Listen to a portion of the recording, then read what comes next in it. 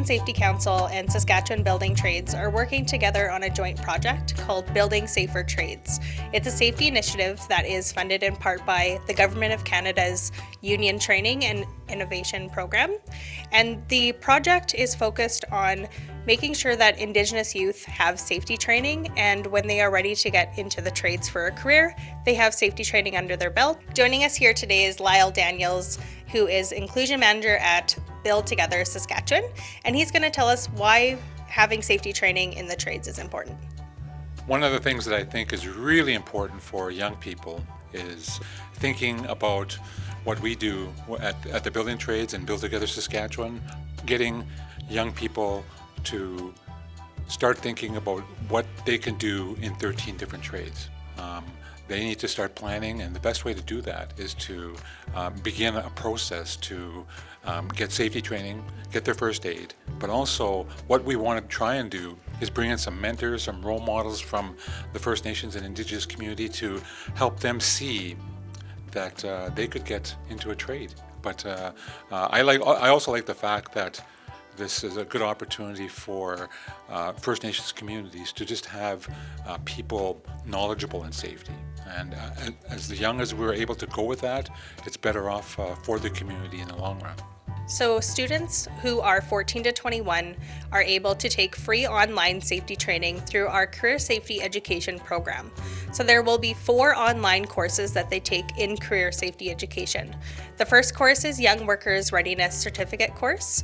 Then they will complete Mental Health Wellness Strategies, and then they will complete WMIS 2015. The final online course in Career Safety Education will be the Scott course. The Building Safer Trades project is a 3-year project. So Lyle, let's give everyone some details about that. Well, I think one of the things that when we're looking at the planning, what we wanted to do to ensure that we possibly get as many as we can trained in safety. We wanted to look at first year going out to all the First Nation schools in and around the Regina area for year 1.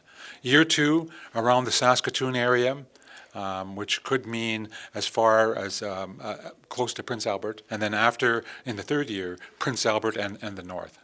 And as much as that's very progressive and very potentially difficult to reach, I think we have a large number of schools and a large number of great teachers out there that want to make sure that the trades are looked at for our young people to see it as a career. And this is the start of that. When Lyle is talking about grade 9 students taking the training, the one course that they complete that is required to go into the trades is SCOT.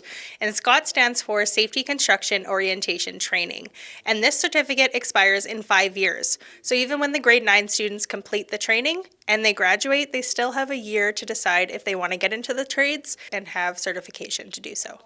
Now, the Building Safer Trades project is very personal for a lot of us. Myself, my spouse is a welder, so I know firsthand how important safety training is for somebody who is working in the trades. Lyle, do you feel the same?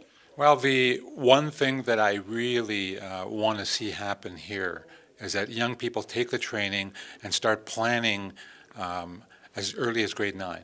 And be able to start thinking and start planning out their future, which means, first of all, to work on any site, a general knowledge of safety is going to be required working at any construction site. So being able to at least have that initial training is going to be helpful.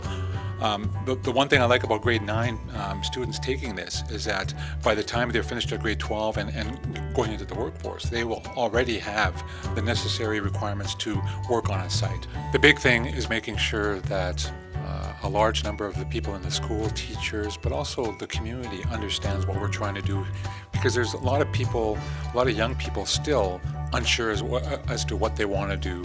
Once the students complete the 8 hours online, they will be able to partake in the instructor coming to their school to do the hands-on 1-day class of standard first aid and CPRB. Educators who are interested in participating in the Building Safer Trades project, there are a few key steps that you need to know about. The first one is reaching out to me. I will send you a Building Safer Trades teacher application form. Each one of your students will fill out a participant form, and then we will get all of your students started on the online safety courses. Once they complete the first 4, which is career safety education, we will work together to pick a date for the instructor to come to your school for the first aid course.